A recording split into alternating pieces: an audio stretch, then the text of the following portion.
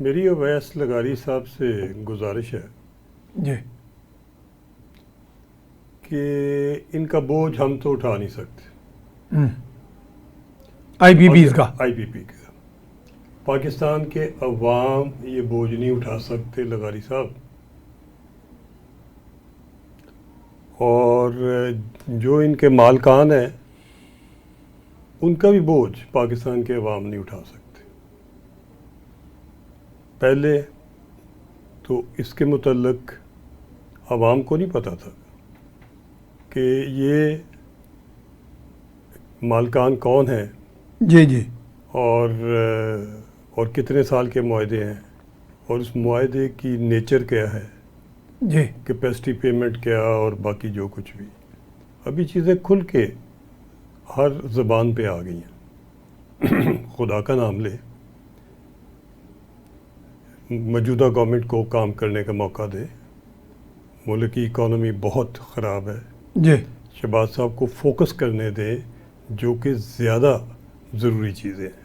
اور میری ان کو- معلومات کے مطابق شہباز صاحب بہت زیادہ دن رات ایک کر رہے ہیں، یعنی لیکن یہ چیزوں کا بڑا مسائل بنے ہیں۔ جناب آپ نے صحیح کہا کہ انہیں کام کرنے دیں۔ شہباز صاحب کو کام کرنے دے، وہ راؤنڈ دی کلاک کام کرنے والے شخص ہیں، اور پاکستان میں وزیر اعظم ہاؤس کے لیے کوئی بہت زیادہ امیدوار، ولنگ امیدوار لائن میں کھڑے ہوئے نظر نہیں آتے۔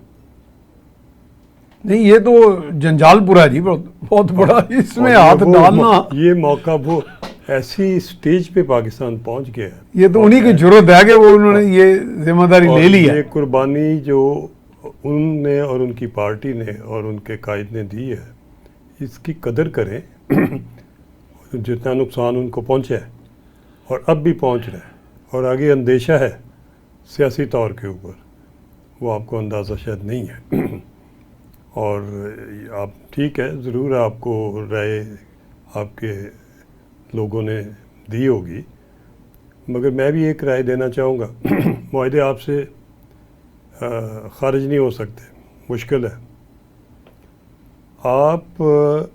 کی ذمہ داری ہے کہ ان معاہدوں کے اندر جو آپ نے معاہدہ کیا ہوا ہے اس پہ 100% عمل ہو رہا ہو،